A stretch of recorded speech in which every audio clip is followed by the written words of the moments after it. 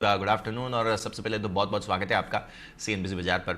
और सबसे पहले मैं सेंटिमेंट्स के बारे में बात करना चाहूँगा, क्योंकि हमने देखा है कि हर प्रकार के ऑटो इक्विपमेंट्स हों या कोई भी प्रकार के ऑटो के साथ जुड़े हुए हमने देखे हैं कि इक्विपमेंट्स में काफ़ी अच्छा ट्रैक्शन है। जहाँ तक फार्म इक्विपमेंट्स की बात आती है, बिजनेस अभी कैसा है, सेंटिमेंट्स कैसे हैं, डिमांड सिनेरियो कैसा है, उसके साथ चर्चा की शुरुआत करते हैं। Sir, good afternoon. देखिए, मेरा बिजनेस जो है वो एग्रीकल्चरल जी। मशीनरी एंड कंस्ट्रक्शन मशीनरी का है। एंड क्लोज टू 85% यूएसए और यूरोप के बीच में है। और यूएसए के अंदर जो कंस्ट्रक्शन मशीनरी है वो काफी स्ट्रांग चल रहा है। एग्रीकल्चरल मशीनरी जो बिग हॉर्स पावर की है वो भी स्ट्रांग चल रहा है, जो जिससे फार्मिंग की जाती है। सिर्फ जो छोटा एग्रीकल्चर है, 70 हॉर्स पावर से नीचे वाला ट्रैक्टर, उसमें थोड़ा सा सॉफ्टनेस चल रहा है इस समय, यूएसए में भी और थोड़ा सा जापान में भी। यूरोप में छोटा ट्रैक्टर नहीं चलता है बिल्कुल भी। जहां तक कंस्ट्रक्शन का है, यूरोप यूएसए दोनों में बहुत स्ट्रांग चल रहा है। और एग्रीकल्चरल मशीनरी में तो यूरोप भी अभी स्ट्रांग चल रहा है। सिर्फ एक और जगह जो थोड़ा हमारा सॉफ्टनेस आ रहा है वो हमारा आफ्टर मार्केट है बिजनेस, जो कि टोटल 16% हमारा बिजनेस है। ये यूएसए और यूरोप में है। और इसका भी सॉफ्टनेस इसीलिए है क्योंकि इन्वेंट्री बिल्डअप बहुत था सिस्टम के अंदर, तो वो इन्वेंट्री अब्जॉर्प्शन हो रहा है कस्टमर से। और ऑलरेडी हम देख रहे हैं कि Q1 तो सॉफ्ट रहेगा हमारा, लेकिन Q2 से थोड़ा पिकअप होना शुरू हो जाएगा और Q3 and Q4 will be बिल्कुल बैक आ जाएंगे अपने लेवल के ऊपर। नहीं सर, अच्छे से आपने समझाया, लेकिन मैं फार्म एक्टिविटीज़ के बारे में भी थोड़ा सा पूछना चाहूँगा। इंडिया में इन पर्टिकुलर जो एल नीनो को लेकर चिंताएं बनी हुई है, तो किससे इम्पैक्ट आते हुए अभी तक देखे हैं? इन्वेंटरीज पर कोई असर आया हो या कुछ हो, तो उसके बारे में अभी हमें बताइए थोड़ा सा। एल नीनो की बात करें तो इसका यूरोप और यूएसए पे इतना इफेक्ट नहीं होता है। ये थोड़ा सा इंडिया की बात हो रही थी, और इंडिया में भी अभी डिमांड तो ठीक चल रहा है, लेकिन कैसे मानसून पैन आउट करेगा उस हिसाब से फिर आगे जाके दिवाली के आसपास कैसे ट्रैक्टर डिमांड रहेगी वो बताएगा।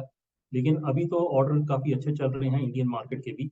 और जैसे मैंने कहा, यूरोप और यूएसए में एल नीनो का इफेक्ट नहीं है। इनफैक्ट अभी भी फार्मर्स की इनकम काफी स्ट्रांग है। कंस्ट्रक्शन के अंदर तो जो यूएसए का $1 ट्रिलियन का जो बिल था इनका, उसकी परचेज की वजह से काफी स्ट्रांग कंस्ट्रक्शन में यूएसए चल रहा है। ठीक है सर, लेकिन जैसे हाल ही में आपने बताया था कि जो 3 पॉइंट लिंकेज सॉल्यूशंस हैं यूटीवीज़ के लिए जो आपने डेवलप किया है, उसका मार्केट अपॉर्चुनिटी थोड़ा सा समझाइए। $200 मिलियन अराउंड का जो आपने बताया था, तो कैसे प्लान कर रहे हैं इसे और मोनेटाइज करने के लिए आने वाले पहले साल में जब लॉन्च किया है तब?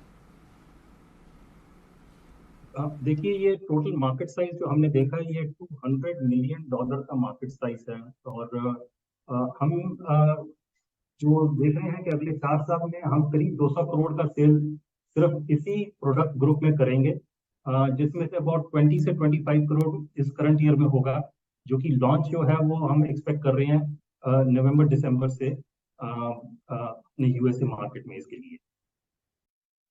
ठीक है सर, लेकिन साथ ही साथ हमने देखा है कि हाल ही में आपने कुछ साउथ कोरिया की ओर से या तो नॉर्थ अमेरिका की ओर से कुछ नए कस्टमर्स को अक्वायर किया था, तो क्या रेवेन्यू पोटेंशियल हम यहाँ से देख रहे हैं, इसके बारे में थोड़ा सा बताइए। बिल्कुल। इनफैक्ट पिछले क्वार्टर में हमने दो नए कस्टमर ऐड किए हैं। एक कस्टमर कोरिया में है, ये सबसे लार्जेस्ट ट्रैक्टर मैन्युफैक्चरर है। हमारे कोरिया में ऑलरेडी दो हैं, और ये तीसरा मिला के अब टोटल कोरियन मार्केट में जो तीन हैं वो हमसे खरीदना शुरू कर देंगे। इनफैक्ट जो कोरियन कंपनी है वो तो इस वीक में हमारी फैक्ट्री में विजिट भी कर रहे हैं फाइनलाइज करने के लिए। और दूसरा, जैसे मैंने पहले बताया था कि यूएसए में जो आफ्टर मार्केट है उसका जो सबसे बड़ा कस्टमर है, company call tractor supply company, वो हमारी कस्टमर है जिसने पिछले साल $10 मिलियन का काम हमसे किया है। और खुशी की बात यह है कि जो सेकंड बिगेस्ट जो अब कंपनी जो है यूएसए में आफ्टर मार्केट की, वो हमने लास्ट क्वार्टर में फर्म किया है उनका बिजनेस। और इनफैक्ट उनकी तो शिपमेंट्स हमारी सितंबर ऑनवर्ड्स शुरू भी हो जाएंगी। सो ये दोनों बहुत अच्छी अपॉर्चुनिटीज है जो नई आई हैं हमारी टेबल पर। बट इसके अलावा मैं कुछ कहना चाहता हूँ कि जो नया बिजनेस चाइना प्लस वन करके और ये चल रहा है, तो already run rate new business का करीब 460 करोड़ का हमारा आ गया है अगले 4 साल के लिए, जिसमें से 200 करोड़ का तो प्रोडक्शन इस करंट ईयर में हो जाएगा, और सेल्स के हिसाब से अबाउट 80 करोड़ की सेल जो है ये न्यू बिजनेस से आएगी करंट ईयर में।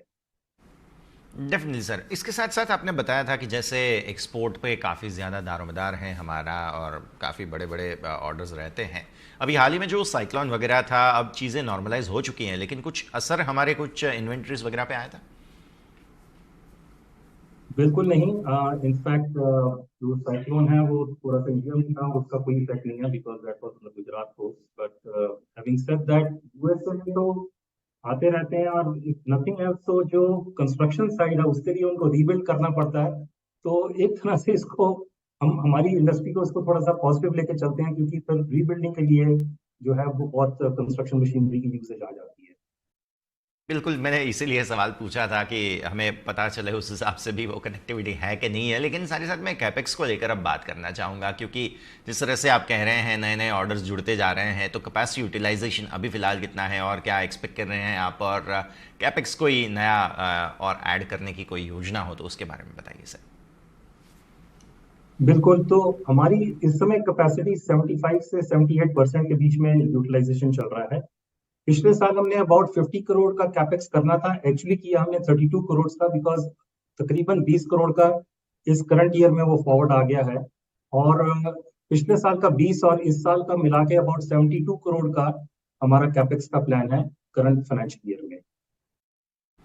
ठीक है सर। अब समझना चाहेंगे भारत को एज अ मार्केट, क्योंकि हम देख रहे हैं तीसरा आपका सबसे बड़ा मार्केट जो है अमेरिका और यूरोप के बाद वो है भारत। हम देख रहे हैं कि फार्मिंग इक्विपमेंट्स में भी यहाँ पर अब बड़े बड़े जो ट्रैक्टर्स वगैरह होते हैं वो यूज़ होने लगे हैं। और साथ ही साथ मेक इन इंडिया के जो बेनिफिट्स वगैरह होते हैं वो भी हमें बताइए, पीएलआई वगैरह क्या है अभी सिचुएशन इन दोनों के बारे में सर। हाँ, देखिए, एक तो जो नया एमएसपी अनाउंस हुआ है, हम समझते हैं कि फार्मर्स का अ, जो जो पैसा उसके पास आएगा वो ज्यादा आएगा, और इससे डिमांड कायम रहेगी। मॉनसून का अभी पता नहीं है कि कैसा चलेगा, लेकिन जो इंडियन ट्रैक्टर मैन्युफैक्चरर्स हैं वो अपनी प्रोडक्शन पूरी रख रहे हैं। इनफैक्ट डिमांड इस समय काफी स्ट्रांग है, और इन एक्सपेक्टेशन के मॉनसून ठीक रहेगा। ओवरऑल जो इम्पैक्ट हम देख रहे हैं मशीनरी के ऊपर ज्यादा आ रहा है, और एग्रीकल्चर मशीनरी का जो प्रोडक्शन है वो अब कंपनीज अब ज्यादा से ज्यादा कर रही हैं, और हम भी उनके साथ इसमें भाग ले रहे हैं। ठीक है सर। अब पिछली बार हमने जब चर्चा की थी आपने बताया था कि ये जो मार्जिन्स हैं पर्टिकुलरली आप हाईएस्ट लेवल पे आए हैं वेयर हाउसेस की, अगर हम बात करें पर्टिकुलरली सेगमेंट में। अब क्या इसको और बढ़ाने की कोई योजना है? क्या कोई शेयर वगैरह वेयर हाउसेस से जो भी रेवेन्यू वगैरह आते हैं, कोई प्लान है इनको इसको बढ़ाने के? और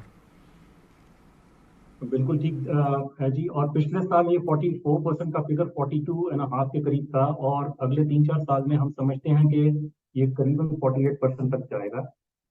और मार्जिन जो है वेयर हाउस पे वो तकरीबन 28% है। हमारा इंडिया का एक्सपोर्ट के अंदर, डायरेक्ट के अंदर मार्जिन 21% है, और वेयर हाउसेस के ऊपर हम तकरीबन 7% अलग से कमाते हैं। तो इसलिए वेयर हाउस मार्जिन टोटल मिला के कंपनी के लिए 28% हो जाता है। ठीक है सर। तो ये तो हमने सेगमेंटल मार्जिन्स की बात की, लेकिन अगर नेट मार्जिन्स की बात करें, अब तो वैसे देख रहे हैं हम मेटल प्राइसेस थोड़े से सेटल होने लगे हैं, लेकिन फिर भी इनपुट कॉस्ट इन्फ्लेशन को लेकर अभी क्या क्या अपडेट्स हैं और साथ ही साथ नेट मार्जिन्स पर क्या इम्पैक्ट है, इसके बारे में भी थोड़ा सा हमें बताइए। देखिए, इनपुट कॉस्ट में जो स्टील है या हमारा सी फ्रेट है वो सब पास थ्रू एंटिटी होता है। तो क्योंकि अब स्टील प्राइसेस नीचे आई हैं, तो उसकी वजह से हमने प्राइस डिक्रीजेस भी दिए मार्केट में, लेकिन ये हमारे प्रॉफिट को बिल्कुल इफेक्ट नहीं करता है, क्योंकि अगर हम उस वजह से प्राइस कम कर रहे हैं तो हम खरीद भी सस्ता रहे हैं, इसीलिए कर रहे हैं। और स्टील क्योंकि हमारा काफी वैल्यू एडेड प्रोडक्ट है, जैसे मैं बताऊं कि अगर इनपुट कॉस्ट हमारा स्टील का अगर 70 रुपए किलो है, तो हम बेच रहे हैं करीब 300 रुपए किलो में। तो वो 3-4 रुपए किलो ऊपर नीचे ज्यादा भी है, तो वो इतना इफेक्ट करता नहीं है ओवरऑल हमारे बिजनेस मार्जिन। ठीक है सर। इसके अलावा जब कॉन कॉल में आपने बताया था कि आप मल्टीपल डिस्कशंस में हैं पर्टिकुलरली इनऑर्गेनिक ग्रोथ को लेकर, तो क्या इसमें से अभी तक कुछ मटेरियलाइज हुआ है इस फिस्कल के लिए? इसके बारे में भी हमें थोड़ा सा बताइए सर। हाँ, देखिए बात चल रही है। हम तीन चार अपॉर्चुनिटीज देख रहे हैं। Too early for me to comment, क्योंकि जब तक होता नहीं है तब तक होता नहीं है। लेकिन डेफिनेटली हम इनऑर्गेनिक में वेरी सीरियसली हम इसको देख रहे हैं। और एक्सपेक्ट करते हैं कि कंपनी हम देख रहे हैं करीब 100 से 120 मिलियन डॉलर टॉप लाइन की कंपनी। तो और क्योंकि हम ऑलरेडी 3 पॉइंट लिंकेज में हैं और कंस्ट्रक्शन मशीनरी में है, तो हम देख रहे हैं पावर टेक ऑफ या पीटीओ और हाइड्रोलिक्स के अंदर हम अपॉर्चुनिटी देख रहे हैं फर्दर ग्रोथ के लिए, जो इनऑर्गेनिक की। ठीक है सर, तो इनके ऊपर हमारी नज़र रहेगी। और आखिरी सवाल मेरा रहेगा FY24 के लिए रेवेन्यू मार्जिन्स की तो वैसे हमने बात की है, लेकिन फिर भी कुछ अगर गाइडेंस, कुछ आउटलुक का हमें बता सकते हैं तो सर। तो फॉर करंट ईयर, क्योंकि जैसे मैंने कहा स्मॉल ट्रैक्टर का सॉफ्टनेस है और आफ्टर मार्केट का थोड़ा सॉफ्टनेस है, जो कि ये फर्स्ट क्वार्टर से और फिर थोड़ा सेकंड में ठीक हो जाएगा, और second half is expected to be normal. और क्योंकि नया बिजनेस भी है, तो हम एक्सपेक्ट कर रहे हैं high single digit growth for the current year. लेकिन आगे के सालों में चल के हम 15 से 16% पे आ जाएंगे। जहां तक मार्जिन का सवाल है, मेरे 3 नंबर रहते हैं 21, 14 एंड 7, तो करीबन 21% अबिटा कंपनी है, विद 14% पैट और 7% फ्री कैश। इनफैक्ट पिछले साल तो हमारा फ्री कैश 252 करोड़ था, और इसीलिए डिविडेंड भी हमने 31% का किया है, इवन तो हमारी पॉलिसी 25% की।